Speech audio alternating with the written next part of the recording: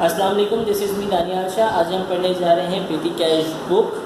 पेटी cash book बहुत simple और आसान टॉपिक है फर्स्ट ईयर अकाउंटिंग का, तो हम उसको पहले जान लेते हैं। पेटी कैश बुक होता क्या है। Petty cash book is a book of recordation of petty cash expenditures sorted by the rate.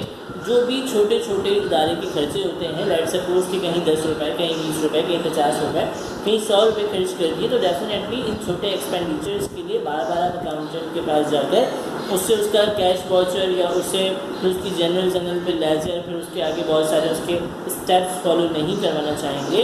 तो उसका तरीक़ेकार ये होता है, जैसे पेरेंट्स जो हैं कि बच्चा बार बार काम नहीं करे उन्हें, वो क्या करते हैं, वो उसे कुछ अमाउंट देते हैं पॉकेट मनी के नाम पर कि बेटा ये तुम्हारी पॉकेट मनी है, पूरे महीने तुमने इसी में से ही खर्च करना है, और अगर बच जाए तो नेक्स्ट मंथ उसको ऐड कर लेना, और अगर ख़त्म हो जाएगा उससे और ले लेना। तो यहाँ भी यही हिसाब होता है कि कोई भी डिपार्टमेंट होता है उसको एक अमाउंट फ़िक्स करके दिया जाता है कि भाई इसके अपने छोटे छोटे खर्चे आप इसमें निपटा लीजिएगा, उसका एक स्पेसिफिक अमाउंट फ़िक्स हो जाता है, तो वो कहलाता है हमारा पेटी कैश बुक। सवाल की तरफ चलते हैं। क्वेश्चन आपके सामने मौजूद है। Zeeshan traders establish a petty cash fund imprest system by issuing a cash of 1800 on January 1st, 2006. The following payments were made during the months of on the fund.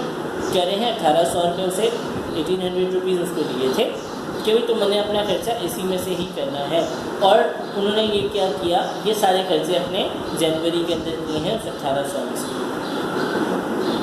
बस फेयर, किसी को बस का किराया दिया है, एंटरटेनमेंट को इन्होंने अपनी एंटरटेनमेंट की होगी, उसकी पेमेंट पे करी है, रिक्शा फेयर है, पोस्टेज स्टैम्प्स है, ट्रांसपोर्टेशन है, टेलीग्राम है, पेपर इंक ETC है, और टेलीग्राम्स हैं, दोबारा पेपर इंक है, रिपेयर ऑफ रिक्शा फेयर है, रिपेयर ऑफ टाइपराइटर है, माफ़ कीजिएगा, एंटरटेनमेंट है, रबर स्टैम्प है, टैक्सी फेयर है, ट्रांसपोर्टेशन है, एडवांस एंड टू चौकीदार है, VVP रिसीव है, एंड गम पेपर ETC। ये सब चीज़ें हैं जो इन्होंने की हैं। अब इसकी रिक्वायरमेंट पढ़ लेते हैं। दो रिक्वायरमेंट्स हैं। सबसे पहले इस्टेब्लिशमेंट, जब उसको 1800 रुपये मिले, उसके बाद एक्सपेंडिचर जो उसने एक्सपेंस किए, और रिप्लेनिशमेंट क्या होता है कि अब वो जो उसका जो बचा हुआ अमाउंट है वो अगले मंथ ट्रांसफ़र करेगा। तो हम उसको पढ़ लेते हैं। सबसे पहले हम देखते हैं हमारे सामने क्या मौजूद है, पैटर्न मौजूद है कि ये पैटर्न हमारा ड्रॉ होगा और इसके अंदर हम अपनी वैल्यूज़ को लिखेंगे। हमने पैटर्न देख लिया, आगे मज़ीद चलते हैं। आगे कह रहे हैं कि भाई हमने क्या किया है, अब हमने सबसे पहले रिसीव किया है जो हमें पेटी कैश फंड मिला था, तो रिसिप्ट में उसका अमाउंट लिख दिया, डेट मेंशन कर दी कि भाई ये अमाउंट हमें रिसिप्ट हुआ है, रिसीव हुआ है, इससे हमने पूरे मंथ के खर्चे करने हैं। नेक्स्ट स्टेप में हमने क्या किया, तमाम खर्चे पेमेंट में रिकॉर्ड कर दिए और उसके आगे तमाम एज इट इज़ खर्चे उतार दिए, डेट मेंशन कर दी, कोई अलहदा से काम नहीं किया। थर्ड स्टेप हमारे पास क्या आया, थर्ड स्टेप्स में हमने उसको कैटेगराइज किया कि भाई कौन सा एक्सपेंस जो है किस कैटेगरी में सेट होता है, कौन सा एक्सपेंस किस कैटेगरी को बिलोंग करता है। तो हमने उसको कैटेगराइज कर दिया, जो स्टेशनरी के एक्सपेंस थे उसको स्टेशनरी में उसके अमाउंट को रिकॉर्ड कर दिया, ट्रांसपोर्टेशन वाले ट्रांसपोर्टेशन में रिकॉर्ड कर दिए, पोस्टेज एंड टेलीग्राम वाले पोस्टेज एंड टेलीग्राम में रिकॉर्ड कर दिए, एंटरटेनमेंट वाले एंटरटेनमेंट में रिकॉर्ड कर दिया, और मिसेस क्लियर्स जो इन चारों में नहीं आ रहे थे, अलहदा खर्चे थे, मसीह खर्चे थे, तो उनको हमने मिसेस क्लियर्स में रिकॉर्ड कर दिया। ये बहुत सिंपल सा तरीका था, सिर्फ हमने वैल्यूज़ को पुट किया। कम टुवर्ड्स नेक्स्ट स्टेप, हमने क्या किया है, हमने सिर्फ और सिर्फ इसका जो हमारे बाकी हेड्स थे उनको सम करके लिख दिया, और सम करने के बाद उसका बैलेंस डाउन और बैलेंस कैरेट डाउन और बैलेंस ब्रॉड डाउन निकाला है। तो ब्रॉड डाउन कैरेट डाउन कैसे निकालते हैं कि हमने जो बड़ी वैल्यू है रेसिप्ट या पेमेंट में, इसमें डेफिनेटली रेसिप्ट नहीं होगी, पेमेंट बड़ी हो नहीं सकती, जितना पैसा मिलेगा उतना ही खर्च करेंगे। तो जो बड़ी वैल्यू है उसको दोनों साइड लिख देंगे, उस बड़ी वाली वैल्यू में से सारी पेमेंट्स को, यानी कि 1800 था, दोनों तरफ लिख दिया, 1800 में तमाम पेमेंट्स को माइनस किया, तो कैरेट डाउन बचा मेरे पास 343। इसका मतलब कि ये मंथ ये पैसे मैंने जो 1800 लिए थे उसमें से इतने खर्च हुए, तो अब 343 रुपीज़ बच गए।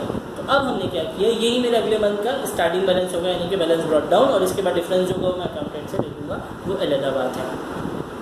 तो वही तरीका है जो लेजर में था या कैश बुक में था, उसका हमने क्या किया, 31 जनवरी को बैलेंस कैरेट डाउन करके लिख दिया और फर्स्ट स्टेप को बैलेंस ब्रॉट डाउन करके लिख दिया। ये बहुत सिंपल सा तरीका है। Come towards third requirement, replacement of petty cash fund. Replacement क्या होता है? आपने हर ट्रांजैक्शन की हर पेटी कैश में आपने जितने काम किए हैं उसकी आपने एंट्री पास करनी है। सबसे पहला काम किया आपने कि आपके पास पैसा मिला था, पेटी cash fund debit, bank credit के बैंक में से आपके पास पैसा चला गया, पेटी का कैश फंड में आ गया। उसके बाद आपने क्या किया, आपके जो 5 हेड बनाए थे आपने, स्टेशनरी, एक्सपेंस और ये तमाम चीज़ें, उसको आपने डेबिट किया और पेटी कैश फंड क्रेडिट कर दिया। तीसरा काम किया कि आपने कि जो आपका खर्चा हो गया उसको डेबिट किया, बैंक क्रेडिट कर दिया।